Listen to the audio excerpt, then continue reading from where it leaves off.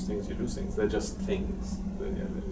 Having gone through it twice before, we realized that you can replace most of your things, and things that you thought you would keep forever, you've thrown away already. I had a few photos that we had put on a shelf, but that's about all you keep. So, nice objects. We had bought some nice furniture that got on Craigslist, nice mid-century furniture that was one-off pieces, all swollen and broken. So you just, things will just put up with it. We're still alive. There are worse catastrophes. You just need to listen to the news at that period, and you realize that there are other countries that are flooding where the families lose everything. Their houses are gone, and they have nothing to eat, and they're in countries where nothing gets to them. We're in America here. There's FEMA, there's insurance. How lucky are we?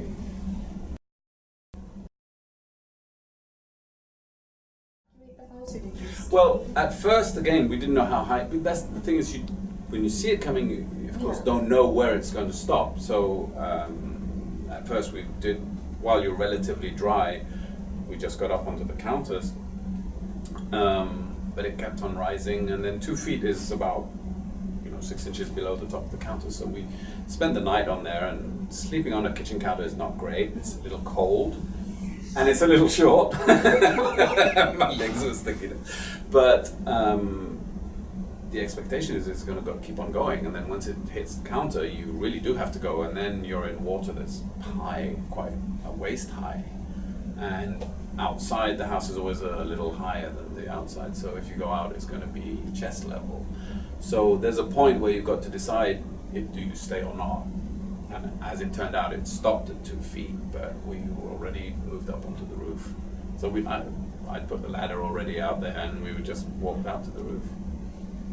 And we brought some neighbors in that were elderly, and we went to get them, got them up onto the roof, and spent our Sunday afternoon on the roof of the house.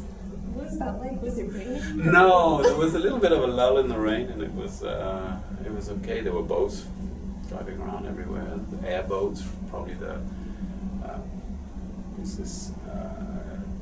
Navy, what do they call the Navy? Cajun, yeah. So there were a lot of airboats, which I'd never seen in Houston. They were going up and down everywhere. It was quite exciting. My wife had her life jacket on. How long were you up there for? We went up there around lunchtime and came down at 6 or 7 when the water started receding. 6 hours. Luckily, it didn't stop pouring, and then it started raining out as soon as we came down. So we were lucky, if you can say that. And we have a relatively flat roof too, because if you're on a pitch, that wouldn't be fun. They were living. What was that? Well, when the water started receding, and then the thing is with floodwater, you got to be careful of the current, because they're really the manhole covers and everything. You don't want to be drawn down into it, because the bayou is really flowing fast. But as soon as the water started receding, he offered to drive up as close as he could, and he had a kayak. I had a kayak in the garage as well, which I could bring down.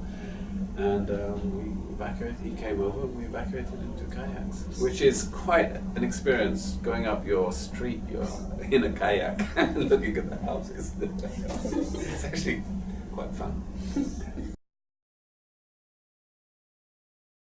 With the experience, we realized that the city itself is not extremely helpful. Over these 3 floods, they have not made many changes. They have not reached out that much. That's why I brought up the community center that was next door that was much more efficient. Now, Harvey is special because it impacted a very great part of the city, so they can only do so much. And then they have limited resources because no one wants to pay taxes, so they're not going to get a return on their taxes, obviously. So the city can only do so much. But our neighbor's rebuilding, and they've put a lot of roadblocks in their permitting, and it seems like they're not making any effort in that respect, or they're being very administrative in any of the rebuilding, so that's not good. It doesn't sound like it's helpful. Mixed feelings on the city, the state, or other. FEMA's been very good. Again, limited resources, but it's sort of from someone who comes from a country where social is a bit more important. You hear people mumbling about the government, but then they're the first ones to ask FEMA to give them money.